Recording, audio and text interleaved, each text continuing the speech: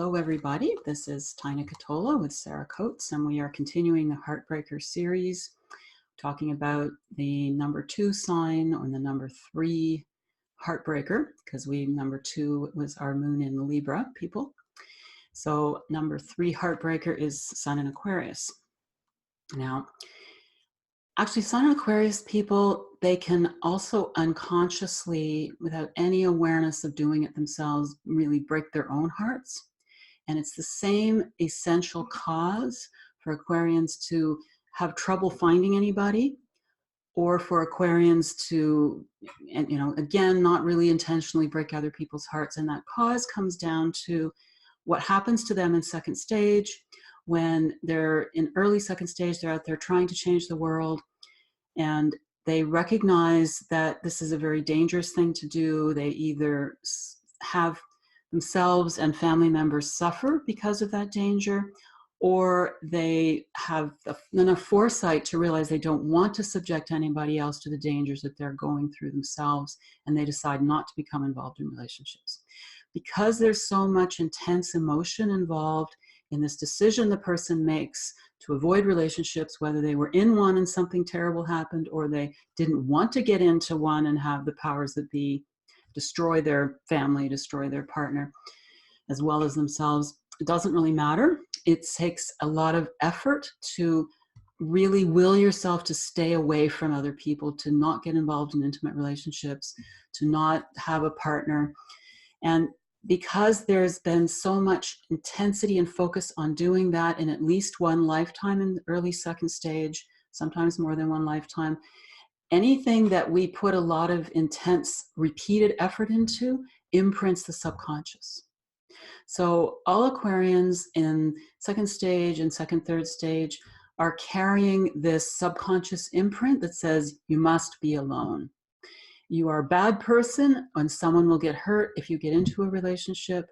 You are a strong and good person if you stay by yourself and you stay alone. Because it's hard to stay alone, they fought with their own emotional needs, and they suppress their own emotional needs. And again, also subconsciously, emotional needs are viewed as a weakness. So there will be really sort of 2 types that are carrying, well, really 3 types that are carrying this subconscious, I must be alone programming. One is consciously aware of really wanting a relationship, but they can't seem to manifest one. They can't seem to find somebody. They're always alone. They have people rejecting them. That is something that hopefully we'll get into in greater depth at some point. This is really more about when other people are breaking your heart. So if you are an Aquarius and then another Aquarius is breaking your heart, this video would be interesting to you to help understand them, because they're probably going to be the other kind of Aquarian than you are. The second type is the type that may consciously want a relationship or not. They may go through phases. Some of them consciously want a relationship, but the moment that it starts to get really serious, somehow they back away. There's something that they don't understand. They may lose interest consciously, all the chemistry disappears, or they just have this feeling like, no, somehow this is not right, I can't do this. And yet they'll keep coming back and thinking about that person and maybe coming back and trying again. And at the same time, they dislike a second stage or a second, third stage Aquarian who has not resolved this issue, has a real conflict about their own emotional needs and a terror of being needy. So they will consciously or unconsciously push a partner away. And when the partner's natural needs come out and that partner starts getting upset, they will then project their own inner shadow person of that horrible, needy person onto that partner and find them very unattractive. So, and a person involved with Aquarius who's got a certain amount of intuition tends to pick up on that and sense that. So they will also go back and forth and, they sort of try to get this person to come back, because usually initially there was a strong attraction. They'll try to get this person to come back and be with them, but they'll also try to step back and give them a lot of space. And I mean, it really becomes this really tense, painful, unproductive kind of dance. But the other thing that's really amazingly fascinating and also very painful and frustrating for a person involved in it is the tendency Aquarians have more than anybody else to be really, really telepathic. And they aren't necessarily aware that they are doing that, because first of all, when it comes to telepathy, we actually really are all telepathic. We are just all agreeing not to pay attention to it, not to acknowledge it. So, I mean, people always have experiences of you're just thinking of calling somebody and the phone rings. And this is this telepathic connection. You're aware they're going to call you. You both start thinking about each other, so you reach out to each other. This is normal human nature. But there are the two components, just like when we verbally communicate with other people, you're either speaking while the other person is listening, or you're listening while the other person is speaking. So everybody's telepathic tendencies are a little bit different, and some people are more receptive. So they tend to feel what's going on, maybe be more empathic, feel what other people are thinking, feel when someone has an emotion towards them or an intention towards them, and they can become aware of it on some level. And other people who are actually a little bit more in the minority tend to be natural senders. So that when they're thinking about somebody, when they want to talk to somebody, they project out those thoughts and feelings very powerfully. And Aquarians who are in this like little prison of isolation tend to very, very commonly be the telepathic senders. And a lot of them don't realize that they're doing it. So what happens is they're really attracted to somebody, a relationship starts, and then their subconscious programming of I must be alone, you can't be needy. They feel weak and uncertain about themselves when these emotional needs start showing up. That kicks in and they find some reason to disappear or to step away, at least for a period of time, because some will come and go. But they fight those emotional needs while they're at a distance. And they think a lot about the other person. They want to contact the other person, but they see it as a weakness. So while they're doing all this intellectual, mental masturbation about the other person, not necessarily sexually, but definitely, but definitely emotionally, they don't realize that they're sending all this intensity to the other person. And when they are suppressing their own emotional needs and their emotional neediness, they send that to the other person too. So this is the really painful part about this type of Aquarius, when you're going through this and you think I've had so many people tell me this, I experienced it, you think you're going nuts because you can feel this person thinking about you all the time. You feel their presence. You're sure that they're almost talking to you. I mean, I've had images and I've seen other people have images of that person's face pops up and an expression and this whole message. And meanwhile, their friends are saying, well, this person dumped you, or this person is just not talking to you, so nothing's going on there. You got to let them go. The problem is it's very hard to do, not just because it's challenging to let go of somebody when we have feelings for them, but it's doubly challenging when you're being telepathically invaded by this other person's desire for you and love for you. And it's a tremendous amount of love that they'll send your way and all kinds of emotions. And you're feeling them missing you at the same time as you're feeling you missing them. And it's incredibly powerful and overwhelming. And everybody kind of knows exactly what's going on, but they think, am I making this up? Am I just wishing for this? But no, I can tell you, if you're experiencing this, it actually is happening. It's very real. What to do about it? There's certain triage methods, and one is, first of all, to acknowledge, okay, there's what I call a telepathic resonance going on. Now, this can happen with people with any sign, but it's so massively common with Aquarians. And to grab a hold of that energy, that feeling, especially that sense of intense longing, and almost with your imaginary non-physical hands or arms, grab it, hold on to it. So you're concentrating on it and just know that you're holding on to it. And then say to yourself, this is not mine. I lovingly and unconditionally send this back to you. And again, and you can do it. You can make physical movements if you want to, but in your own inner imagination, feel your non-physical body almost just sending this back. And you'll know the moment that it's off. Once that thing isn't on you anymore, poof, you finally feel normal again. It will come back. So it's a repeated pattern of having to send it back, and maybe a few hours or a day or so later, you're going to have to come and send it back again. But what that does two things. First of all, it gives you relief when you've sent back that telepathic force that's been unintentionally sent in your direction. But it also means that you're taking all that suppressed emotional energy that this person has sent your way, and you're giving it back to them so that they can deal with it. Because the Aquarian is not dealing with their own emotions. And they think their emotions are a weakness and a bad thing, and they send them to you. Well, it's not your job to deal with their emotions. It's their job to deal with their emotions. So when you send it back to them, then they're going to feel it again. So they're a lot more likely to contact you. If you're getting telepathic contact from an absent partner, it's, sometimes it's inspiring and it's blissful and joyful, because a lot of times people send amazing stuff your way. But it's not really very healthy, because it means that nothing's happening in the real world. And we are here in this physical world to have real experiences in this physical world. So the more you send it back to them, the more likely they are to act on what they're actually feeling. Now, of course, some just are never going to get around to doing that because they're too thick and stuck in second stage.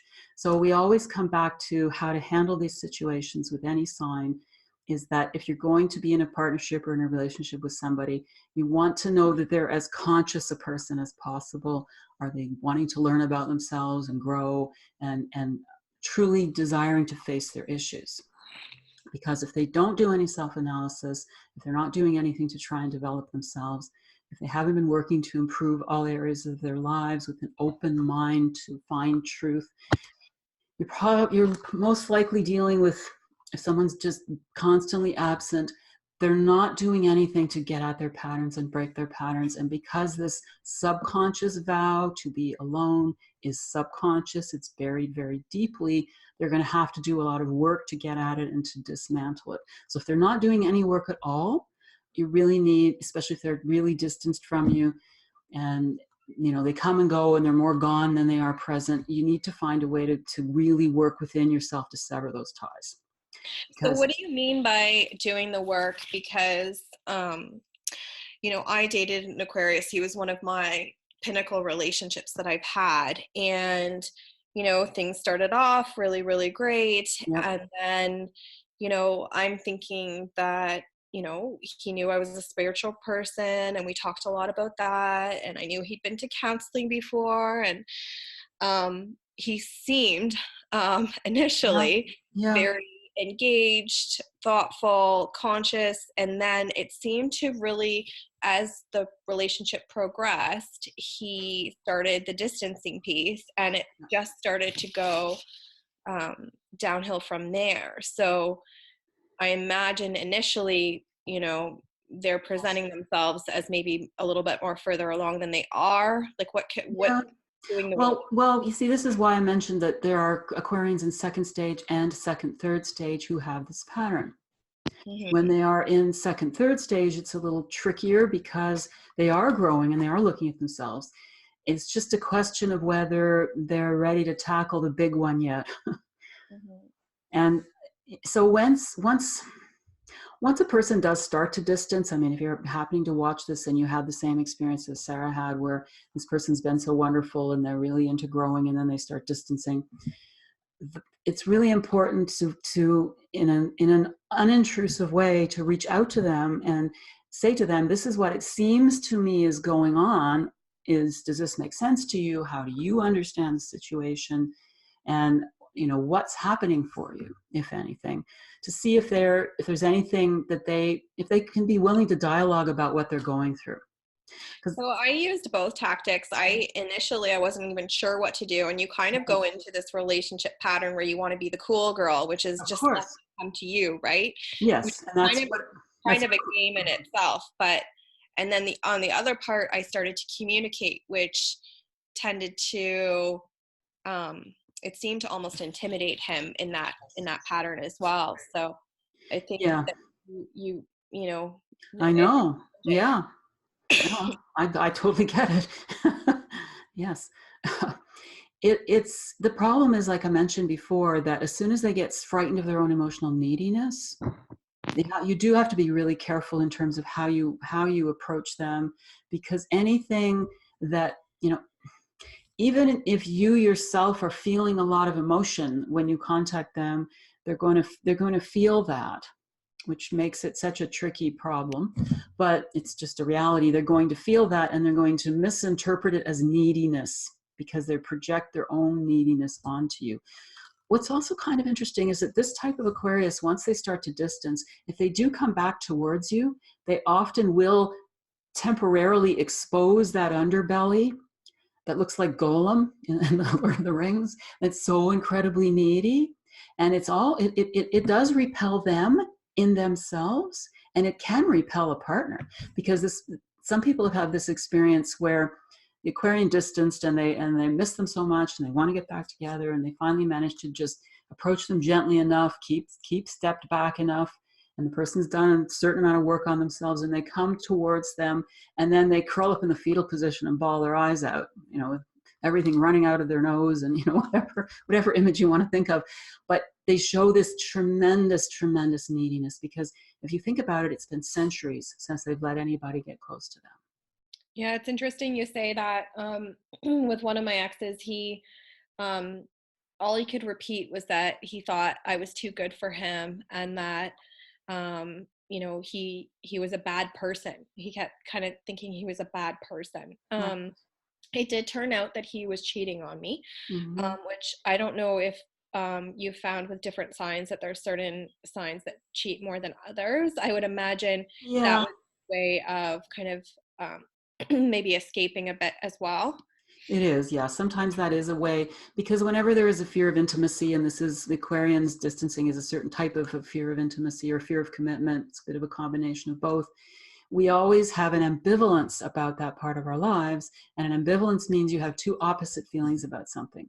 So to be ambivalent about being in a relationship means I don't want to be in a relationship and I do want to be in a relationship. So if I can step away from one relationship, I fulfill the don't want to be in a relationship part. If I get involved in another relationship at the same time, I fulfill the do want to be in a relationship part. So they're actually making these both sides of themselves sort of happy. It's less tense that way, and they're almost lying to themselves that they're going to find some fulfillment by doing all of that. But because Aquarius really does have a pretty strong sense of what loyalty is, and that's loyalty on all possible levels of existence, whether it's your family, your spiritual people, anything you're committed to, your society, your tribe, your partner, they have deep feelings of loyalty, and they have deep feelings of what their values are. He was also going against that. And so that's why he's telling you he was a bad person. Yeah, it's interesting. Even when I had confronted him about cheating on me, which came to fruition in a very dramatic way, his response was basically, well, I never went out in public with her. Like, it didn't mean anything. Like, it was almost like we're removed from it. It didn't, I don't know, it was an action for him that didn't have any meaning. Yes. Which was interesting. Yeah. Maybe to escape the feelings he was having. Yeah. And not to discount the fact that that's not even, doesn't make it right, but right. Yeah. It was hard to understand, like, him explaining that, trying to explain that. It didn't make sense at the time. Yeah. And whenever we're unconscious of a subconscious pattern, and we're not consciously looking at it and addressing it, we're often driven to act it out in some way. So the level of consciousness that he had in terms of, being interested in growth and spiritual life, and that was the beginning levels, or maybe being 2/5 of the way through second, third stage or something like that. But the other piece was the deeper, darker, harder stuff. The thing is, this for Aquarius, this subconscious mechanism, it's so deeply below the surface. There's two signs that have that. The other sign is Scorpio, and they have a totally different subconscious pattern that's deeply beneath the surface. That, it often, for many of them, it hurts them more than it hurts anyone else. But for both of those signs, it's very hard to even know that it's there, because it's underneath so many different layers. It's not something that's part of the conscious personality's sense of self whatsoever. So it's really hard. It's like you've got a sign strapped on your back. You never see it. How do you know it's there? Some people can keep telling you it's there, but that doesn't make any sense. I've never seen it. So it takes them a while to try and they can't fathom why they're acting the way they're acting. Yeah, one of the other things he used to say too is when he we would get into more intimate discussion, he would say, I tend to cut off previous partners and just write them off Mm-hmm. at a certain point, and that he was trying not to do that with me. He ultimately ended up doing that with me. Yes. But it was almost like this internal struggle of, I don't want to do that to you. I don't want to. It was almost like the cutting of the Yeah. relationship. Right, right. Yeah, because I mean, every relationship is this fresh new promise, and there's this love, and the heart is really engaged in that moment. And you're hoping that this beautiful world you're experiencing with this person is going to be able to continue. Because that type of Aquarius does not see until they really get at it. It takes a long time sometimes, what the cause of this whole problem is. Yeah, it's interesting. Within about 2 months of when we broke up, he ended up dating someone else, and now they're married 2 years later. So, Mm-hmm. it's, I would imagine the pattern continues. It's just Yeah, that brings me to the next. He may have morphed into the third type of Aquarius that I'm going to talk about. good segue. Exactly. Yeah, yeah. So we can possibly come back to this type if there's anything to say about it. But certainly because Aquarius does have a strong desire for a relationship, especially as they're in second, third stage, they will often marry. But what happens is this piece that doesn't quite commit just goes underground. And it creates weird divisions in a marriage. There's always this part of them that isn't really there, isn't really engaged, could be frustrated with their current situation, and there's this urge to cheat. That's a certain type of response in that type of second, third stage Aquarius that has committed. Because marriage in first stage Aquarius, marriage happens. People in first stage Aquarius are in these incredibly harmonious, positive cultures. They're very in alignment with the values of their society. And so it's natural for them to marry and to have a family. And they often develop soul bonds and have soulmates during that first stage. And it's a wonderful, harmonious experience. So to get married in their subconscious memory pattern means to be part of a whole society or a whole culture that feels like home, that feels like this wonderful harmony. So they're very drawn to that. And when they get into the marriage, it's like, okay, this is my loyalty to the tribe expressed in my commitment to my partner. This is my anchor to a balanced level of reality. If they are in second stage or in second, third stage, they still often have conflicts with the society that they are now part of. So at a subconscious level, that partner expresses to them their bond to that society, which they have a lot of ambivalence about. So again, they're in, but the person always feels, the marriage partner often feels kind of still hurting. You're with me. I know you're with me, but you're also not really there. There can also, do you find that they have multiple marriages too? Because I know this is his second. Like, do you find that they oftentimes, because I know he cheated on his first wife, and yeah, do you find that there's in this kind of stage yeah, too, that they tend to there can be. Some of them will stay a very long time married to one person and cheat on that person. Some will stay married for a long time to the one person, never cheat on that person. Aquarians are not by nature necessarily people who will commit to a monogamous relationship and then sneak out the back door. Yeah, I don't want to generalize. I think No. I think it's just more of like a coping mechanism, it sounds like. Yeah, for sure it is. But it is definitely one pattern that can occur. The other pattern that can occur is a real philosophical conflict that can get very intense, because another thing about Aquarians is they're extremely intellectually stubborn. So when they have an idea and when they're going in a certain direction, they don't question it. They will not compromise. And so, as I said before, in second stage and second, third stage, until they've healed the patterns of second stage, their partner is going to be an expression of society.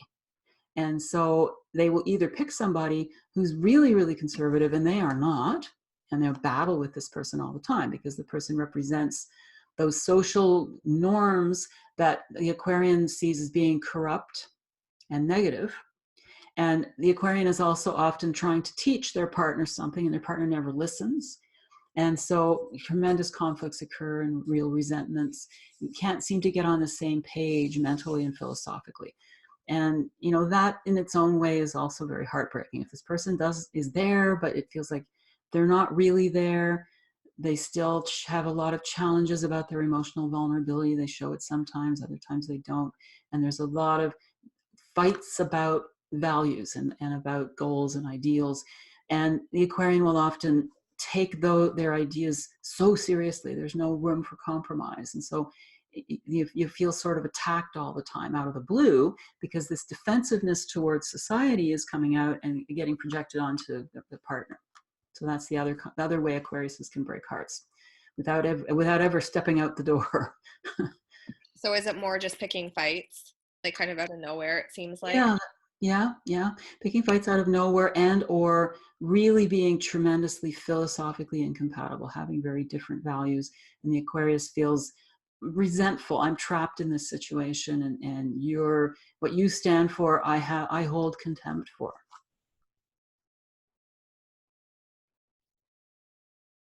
And others will, sometimes a second, third stage Aquarian will end up with a partner who is ahead of them in terms of the stages, and so who is more someone who can help them make that transition towards third stage, because it's more of an alternative person who has an understanding of certain spiritual values, has an understanding of social values and social change. But the Aquarian is so stubbornly caught up in their negative reactions to society.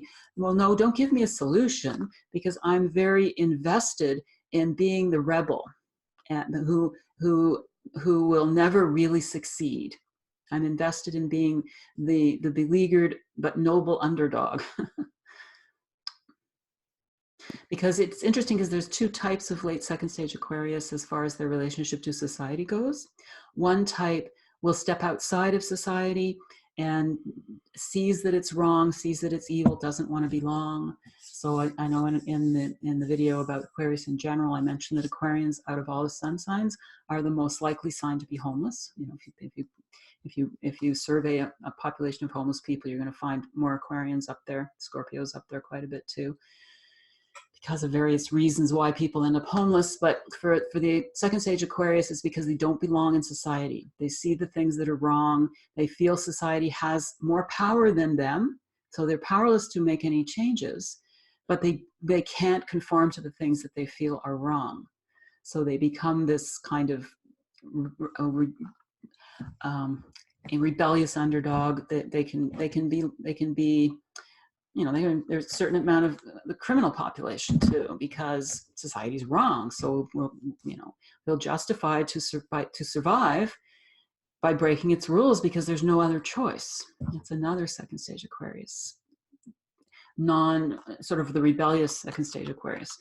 And so that kind of person could find a partner who says, oh, I'm going to help you find a way to make things real for yourself, so you can change the world and change society and move things forward, because that's their real purpose. And they'll resent and struggle, and it takes forever because they're so stubborn, they won't listen to their partner. And that's it. Over time, that can feel a bit soul destroying. But the other type of second stage Aquarius who feels, all right, society is corrupt and society is negative, but society has all the power. So in order to survive, I have to conform to the rules. I hate them. I hate having to get dressed up in my monkey suit and do this 9-to-5 horrible crawl, long commute, all the really traditional ways people live.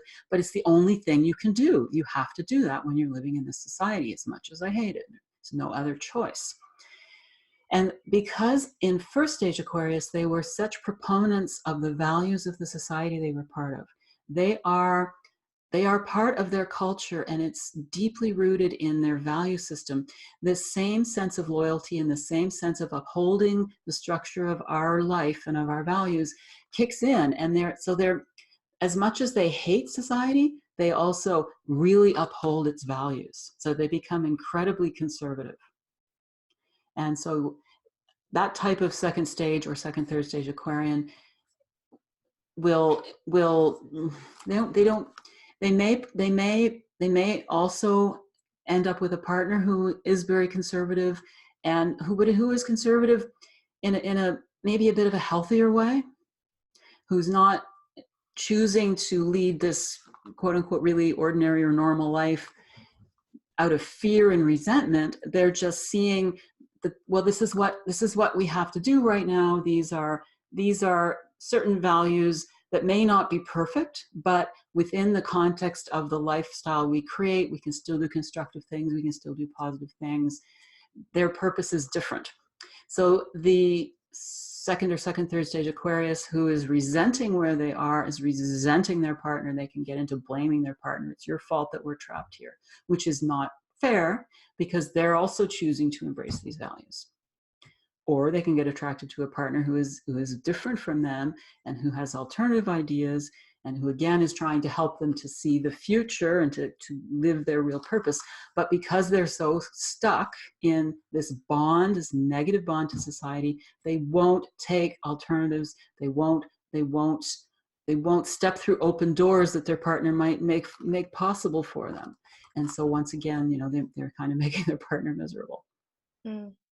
Now, again, once an Aquarian begins to really grow, and for all of us, if we're taking responsibility for our own experiences, our own emotions, and our own emotional reactions, and not blaming other people, and becoming curious about, why am I the way that I am? Why is my life the way that it is? I know on some level, even if I don't know what it is, I'm the cause of this, I'm the creator of this.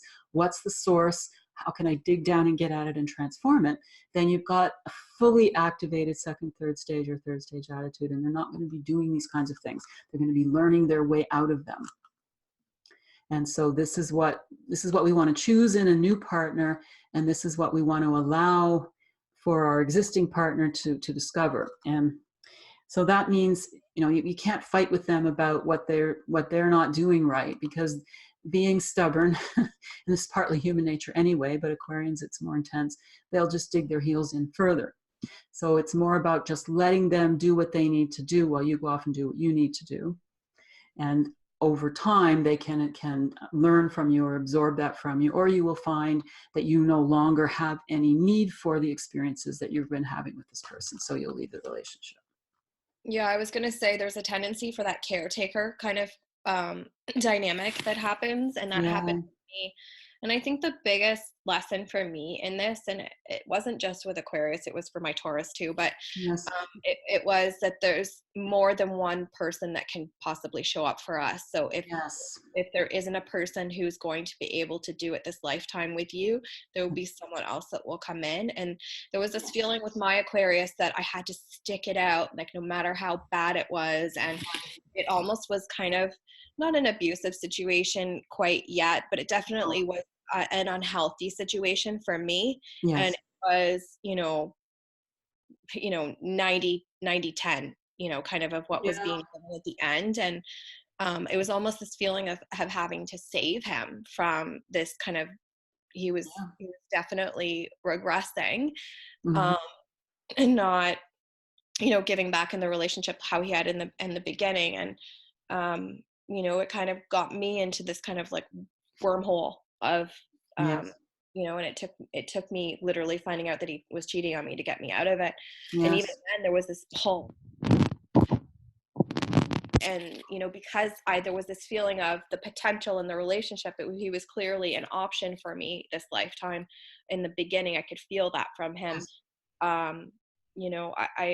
I did learn from this that there are more than one option, and if he couldn't do it this lifetime with his soul, it wasn't meant for me. And that's something I want to leave with our listeners too. Exactly. Is the fact that your job isn't to save them or get them where they need to be. It's your own, it's their responsibility. Like it's their lesson. You can be there, you can be supportive, and when you're done and when you're okay to stay, but definitely follow your intuition. Yes, absolutely true. Absolutely true. And that's true always in all relationships. Your intuition will tell you. It really, really will. Yeah, and I'm trying to think of something that I was thinking of when you were saying that. Yeah. Oh, I know what I was going to say. There is the other thing that happens when, we can intellectually know that we're in this horrendously painful no-win situation, and then something else happens that shows you that it's only getting worse and that there really is no hope here. But between the fact that when we do have something that is a kind of soul connection to somebody else, it especially if it's the first time we've ever experienced that. I mean, the first time I ever experienced any kind of soulmate type of relationship, I didn't even believe in soulmates before I met that person. So this was a huge, overwhelming disconnect just in and of itself. So then when I recognized, yes, there is this soulmate kind of relationship going on here, and we had all kinds of tremendous mystical and spiritual phenomena that was you wouldn't believe it if you hadn't experienced it yourself. It's that kind of thing. You think that this is the only one, but it really is not the only one. It never is the only one. And that's what you said too. And so when we're dealing with this intensity and we're seeing that it's worse and worse, and our logical conscious mind knows this is, this boat really is sinking. There are 7 holes in the bottom of the boat. Water is pouring in. You're only going to drown here. We have to recognize too that when we fall in love, there are brain chemicals that get released, and these brain chemicals run nonstop for a period of time. They usually go about 2 years. That's from when they start. It varies. People can keep them going for 20 years. But if you decide to say, I'm getting out of here, you're going to have to fight those brain chemicals. So you're going to have to keep on using your will to pull yourself away from the situation. And it's karma too, right? I know with mine there was probably some karmic piece. Like it was a pull. Like it was literally like I could not there was numerous times where I was like, I need to leave this. It's not, it's not right for me. But you have this crazy love feeling and connection, and this person, right? Yeah. So, Yes. and when you see in this situation where you have that second, third, they're in pain, and that human nature is not to leave someone in pain, and right. You don't want to abandon them. There for them, right? Yes. So there is this feeling of, and I think Tina, we talked quite a bit about this at the time too, this feeling of I'm going to abandon them. Yeah. I'm abandoning them if I choose myself. And so that is kind of the back and forth that people often have in relationships too, but especially with your Aquarius kind of popping in and out, they're essentially kind of abandoning you when they're not, not really meaning to, but you have a feeling of understanding for them too. Yeah. What they're going through. It's really challenging. Yes, hugely challenging, yeah. But yet we get back to the fact that we're all responsible for ourselves. We're all responsible for our own needs and our own emotional growth, and we can't rescue anybody else. We can help them rescue themselves, if they're really wanting to grow and change and heal, then we can be there and help. But you can't if they're not even trying to fix the situation. It's not possible. Yeah, and I think if it's meant to be, it's meant to be. Letting go sometimes has great clarity. If that relationship isn't seeking you back out, and sometimes you have to pull away to kind of see that there might be something that's better suited for you out there. And I know a lot of people are like, oh, I can't imagine having the same love. There's almost this toxicity about it, right? And not even now, me being single, 2.5 years later, there is this feeling of I want that feeling again. It doesn't come around as often. No. What that feels like. So there is that chasing that feeling and wanting to stay in that feeling at the same time, even if it's uncomfortable or not right for you. Yeah, definitely. Yeah.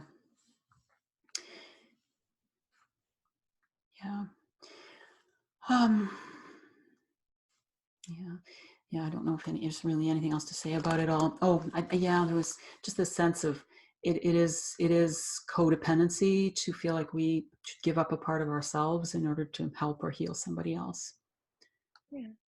And we really do have forever. So if this isn't going to work with this person right now, the two of you will have another shot at it when both of you are more conscious. Yeah. That will And probably, so when they're moving into third stage, they're able to have the happy, healthy relationship that, yes, yes, yeah. they definitely are. Yeah. And you know, everybody in second, third stage of every sign, there are these different, there's a list, and everybody does that list in a different order. So there's a point in second, third stage Aquarius where they have their positive partner, but that could be at the very end, right as they enter into third stage, or it could be, you know, it could be early on. Everybody's different. So that is why you can get a pretty conscious person who is an Aquarian who will then run away from you if they're in second, third stage. And they'll carry that relationship into third stage. If it's a positive one, it will move them. Yes. Mm, Yes. interesting. Yeah. I don't want everyone to feel like they're going to be that person though either, because I thought I would be maybe that person too, right? I So I know. guess again, it goes back to intuition, and um, like I would imagine that person moving over to third stage, there would generally be like a feeling of elation, like there's a change that happens, right? Yes, yes, yes, yes, yes. Yeah, and when they start to see what they've really been doing, you know, they will share that with you. You'll know that it's been a big change, but I imagine it doesn't happen overnight though either. no, it doesn't. Because the other thing to realize is that usually the transition from second stage to third stage lasts from 1 to 4 decades. So you don't want to be the person waiting around for 35 years for the other person to get into that part of second, third stage. And if they're in second stage, and the way to tell they're in second stage is they haven't been questioning themselves or learning deeply and growing. You know, they haven't had that eureka of, wow, there are so many unknowns in life that are fascinating and phenomenal to explore. They haven't gone into really owning and remembering and facing up to any deeply painful experiences they've had in their life. So if you don't see those traits, you're going to see second stage. Now, we don't know when somebody's going to ever come out of second stage. Could be 2 or 3 lifetimes from now. And second, third, they're probably popping in and out, right? I Yeah, mean, they can I'm be. pretty They sure can be. mine was a second, third, just because he did express um, some, self-reflection, Yes. self-awareness, Right. and then he would dip back into just the pattern, right? Yes. So that's kind of Yes. how you can distinguish if they're in second, Yeah. third. Yeah. And some people, everybody goes into second, third stage, and the initial step in, they do go in and out. They go between second stage and second, third stage for a little while before they go fully into second, third. So I So guess second, third, they just be a little bit more self-aware on a regular basis. Like, yes, they yes. would But pattern. again, it's going to be, they can't fix everything overnight. So they'll be self-aware about some things and not self-aware about others. And if they're still having those relationship issues very intensely in a way that hurts other people, not that they're meaning to hurt other people, but it's happening, it can take them a while to get to the point where they can address it. So is the best thing for an Aquarian to do to stay single, even though they have that desire to be in a relationship? But I imagine the relationship is what's teaching them, how to No, exist. it's not really best for them to stay single. It's best for them to, if they're watching this, I, I should be doing a series on, for each sign, how to really dig in and get through your second, third stage. Mm. The important thing is for them to even consider the idea that they may be being deeply affected by a previous lifetime's vows or set of vows that they have made. This promise to stay alone, and then all the collateral damage of having had so much isolation for so many lifetimes. They've got to be able to really support their own neediness and not judge it. And they've got to be able to rewire this whole subconscious constellation. So they need to be able to tell themselves that relationships will benefit the world. Relationship will benefit my partner, because the subconscious is saying, relationship, if I get into a partnership, my partner will suffer in some uncontrollable way. My family will be doomed. Doom will happen. And so, that's an awful thing to wake up to every morning, because it tends to be in the morning or late at night when we're closer to the subconscious that these things pop up. So if they're to become aware of it and start to say, all right, I've got to get in there and get at what my deeper beliefs and feelings are that I'm not fully conscious of. And once they start doing that, then they can start to unravel it and rewire it. For some people, even having past life therapy where they can remember what happened and then release it is very useful. It's not absolutely necessary, but it can fast track a situation. So I guess just more talking about it and bringing it to awareness is super important. Yeah, definitely. Because as soon as we're consciously working on what's going on in our subconscious will work with us, and it will stop being an automatic reflex. Mm-hmm. It kind of stops that. Well, it doesn't totally stop the pattern, but it brings it more to awareness. So it's not a subconscious piece anymore. Yes, Yeah. exactly. Yeah, that's great. Yeah. So I think that sums up Aquarius.